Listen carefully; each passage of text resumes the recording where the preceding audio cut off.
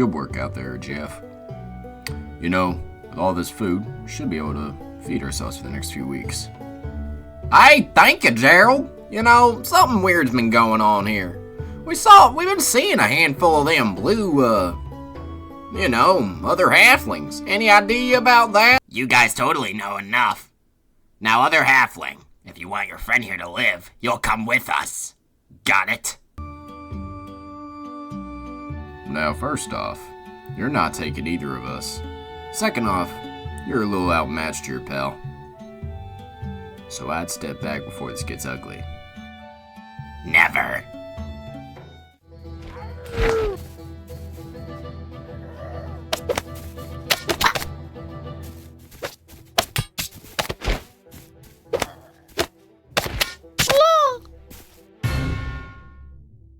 Now, if y'all ever come back, I'll make sure it's the last time I see ya. Now, against another halfling, it might not seem so impressive, but against anything else, it's crazy what the halfling can really do.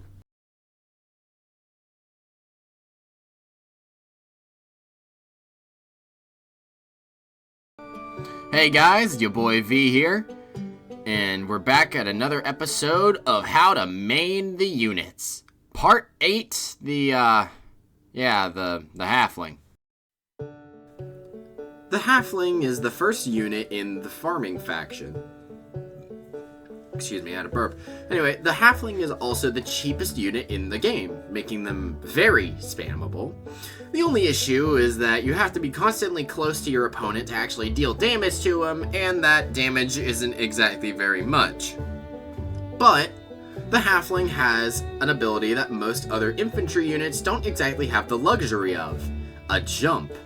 The halfling can use this jump to do some pretty crazy stuff, actually, if you plan everything right. From RKOs to other stuff like that. I mean, you are literally being a wrestler to these poor people out here. But I will say, the halfling does struggle because he is very easy to wipe out. He is a very, very squishy character. But you can also make up with that from the fact that they can easily disrupt enemy movements very well. Because of their grab that they have, you can literally run to their legs and grab them by the legs and flip them. So you can literally be like a little wrestler dude. But yeah, that's about it for the halfling. Let's get into the usual matchups. Playing against infantry units can be a very coin toss of a fight, for better terms.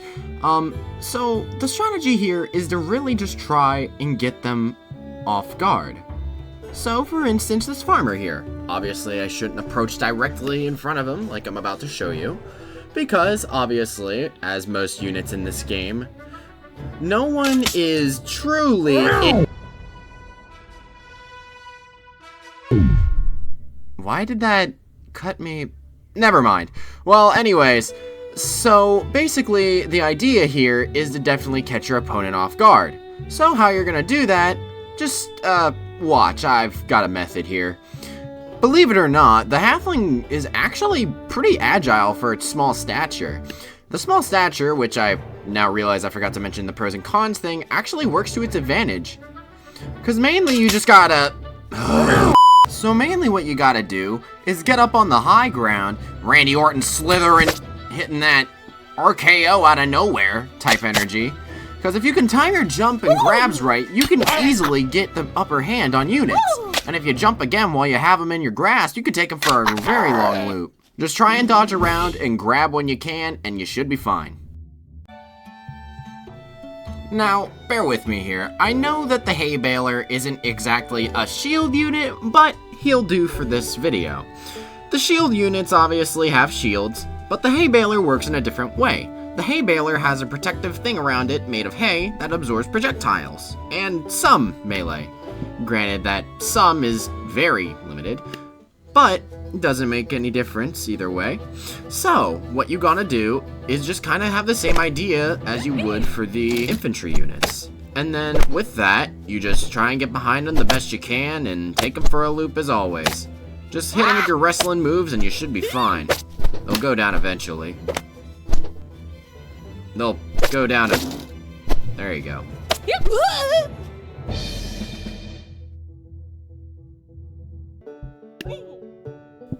as for ranged units, well, especially against the potion maker, or seller, or whatever, you have to really try and strafe.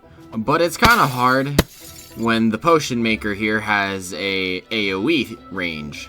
Now, granted, they don't do much damage, but the potion maker has a thing to where he can easily just kind of annoy you. His potions make you temporarily fall over sometimes. The strength of the fall, depending on how many potions you've been hit with. And it's kind of hard to get close to without screwing up. So what you're going to have to try and do is strafe the best you can to get around that. The Potion Master actually has a fairly long range too, believe it or not. And despite his low damage, he can still really screw up your units and yourself. So really try and strafe and exaggerate it too, because any space is enough. Another great thing against the Potion Maker, try and get a height advantage on him. He can't seem to ever do anything about it if you do. And another thing, he also has self-damage. So if you're able to get in close, you can hit him before he even gets the shot at getting you. But just try not to get drunk off his potions, and you should be fine.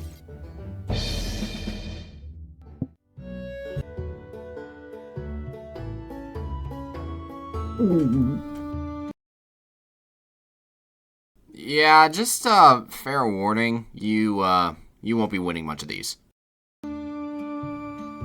Although winning might be your idea of the goal here, listen, the best you can do against the Harvester is distract, especially as a halfling. Use the environment to your advantage. Alright, but in all seriousness, don't expect to go out and win the fight against the Harvester. The best you can do is get up in her face and do what you can. Your very low damage is going to make it very hard to ever actually win a fight, so what you're going to have to do is distract her for as long as you can for your other units to come in and wreck her. So, just try your best to move around and dodge as much as you can before you get taken out. Eventually, your units might come in and save you, but also, remember to use the environment as a nice little blockade, but eventually you probably still will lose. There's only two real special or unique properties to the Halfling. There's both A, his attacks can make him tether to the enemy, which the only other time I've seen that was with the Minotaur, and he is also, as a unique thing, the smallest unit in the game. So, all in all, we have ourselves the smallest unit in the game. A fairly weak unit who has to rely on themselves to be close to the enemy in order to deal their very below average damage.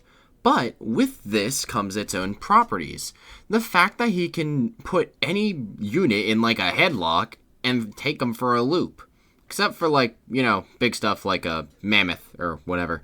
But the idea behind these guys is that they're good to go in and disrupt the enemy lines. They're a good distraction. They're great at that.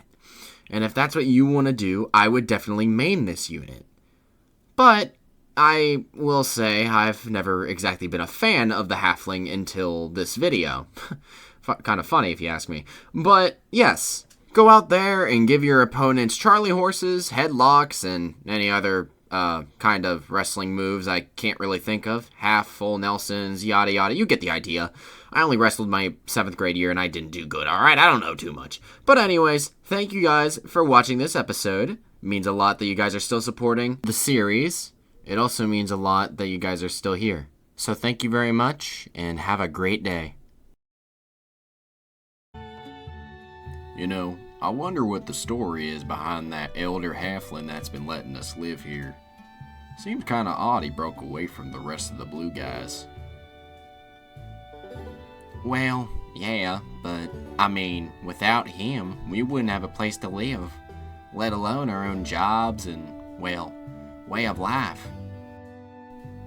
Yeah, I guess so. Makes sense. But, it just seems kinda odd, you know? Why would a halfling take us under his wing? I mean, you remember how desperate we were when we all got here. We were all hungry, starving brothers. We were all looking for jobs, and we'd take anything. Yeah, I'm probably looking too much into this. How about you, Gary? You know, I still really like the look of this pitchfork, but I think I should get a new one.